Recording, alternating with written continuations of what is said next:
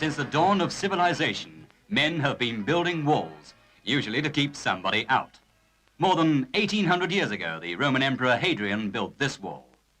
It ran for 73 miles right across England from Bowness-on-Solway to Wallsend-on-Tyne. In Roman days, 12 to 21 feet high, it was a formidable defense against the raiders from the north.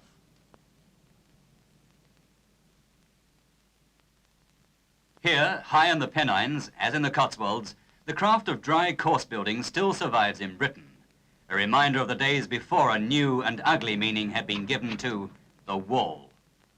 For this 20th century has produced a wall unique in history, a wall that divides fathers from sons, mothers from daughters, families from friends, a wall that cuts off one half of a city from the other half, the Wall of Berlin.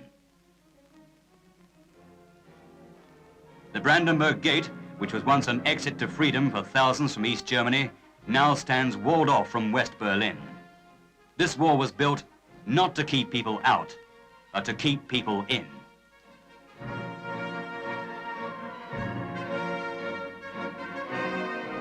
For about 15 miles, the wall weaves along the border of the Soviet sector of the city, 6 or 7 feet high. In some parts, formidable. In others, so flimsy that an armored car could push it over.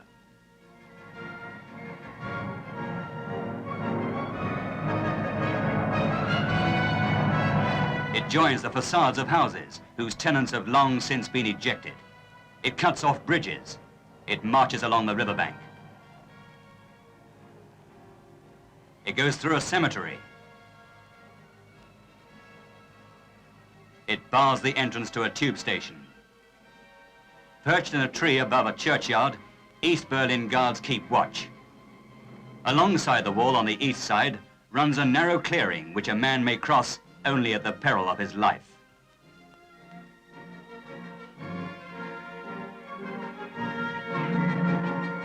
While the guards stalk up and down, the children play beside the death strip, children to whom the other side of the wall is a world they're never allowed to see.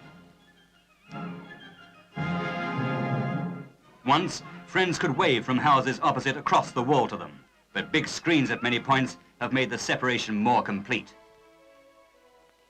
Yet some sort of communication is still maintained. Since the war was completed in October 1961, the people of West Berlin have learned to live with it, to come to terms with this symbol of man's inhumanity to man. On a Sunday morning, they take what chance they can to catch a glimpse of relatives and friends.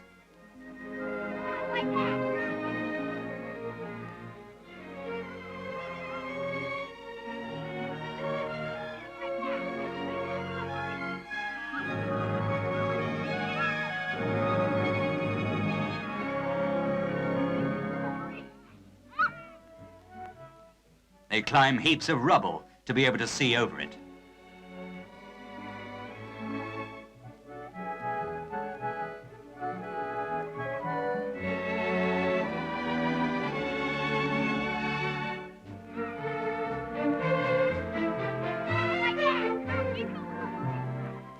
They try to signal messages which might evoke scraps of reassuring information. A wave of the hand is usually the best response they can hope to get. But even that is something.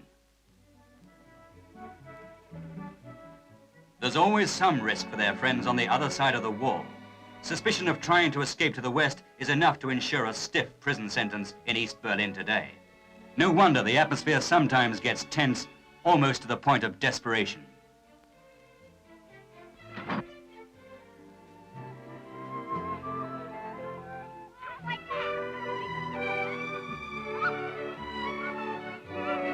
The people wonder, what sort of effect is all this likely to have on the children? If it goes on long enough, what chance will remain of families being united again?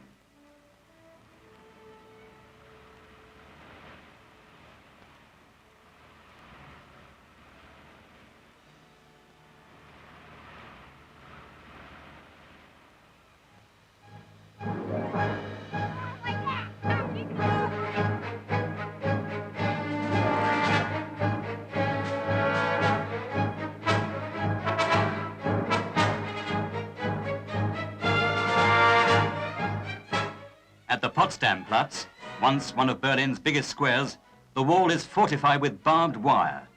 Behind it, steel girders embedded in concrete form a tank trap. British soldiers keep watch on the East German police. The police watch the British soldiers. Even some lanes on the west side of the wall are claimed as East German territory and may safely be used only by people living along them. One of the few openings in the wall is this checkpoint for those West Germans, mainly railway technicians, who work in the East. The railway serves both East and West.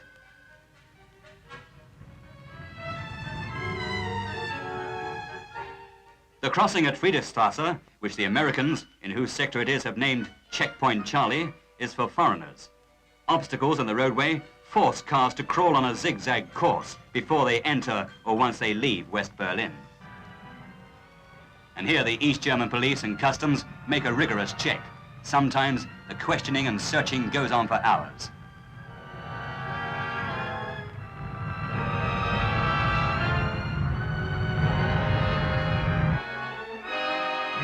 When the wall was first built, angry West Berliners used to flock to the Brandenburg Gate, but today they're forbidden to approach it. Only tourists from other countries and the patrolling British scout cars are allowed within 100 yards of it.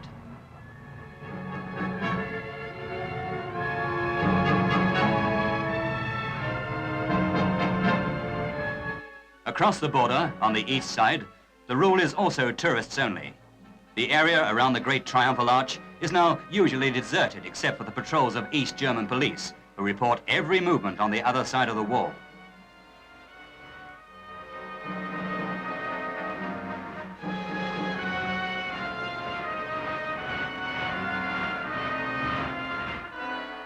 They keep watch too on the Reichstag building, burnt, bombed, and now being restored, which stands just inside West Berlin.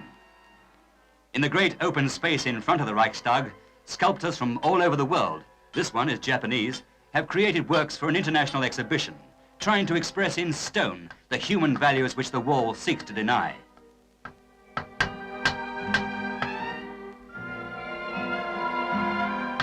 And American students sketch the wall for posterity. New buildings are going up in West Berlin within a few yards of the wall, an act of faith in the future. A future when the bricked-up windows of the houses which form part of the wall will once again admit light and air. These sightless windows look down on Bernaustrasse in the French sector, the street of crosses. Each cross marks the spot where a man or woman has died in a desperate leap for freedom. Many more have been shot on the eastern side of the wall while trying to escape. Yet hundreds have managed to tunnel under the wall or climb over it or get through the wire. Among them are about 700 East German police and soldiers.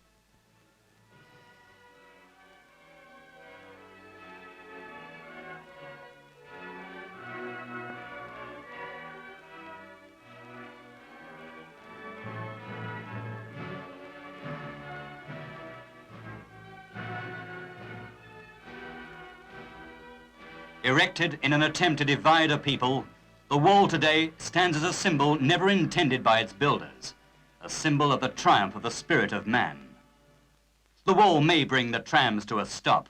It may enclose a captive population, but as a barrier against ideas and aspirations, against hope and determination, it's a monument to failure.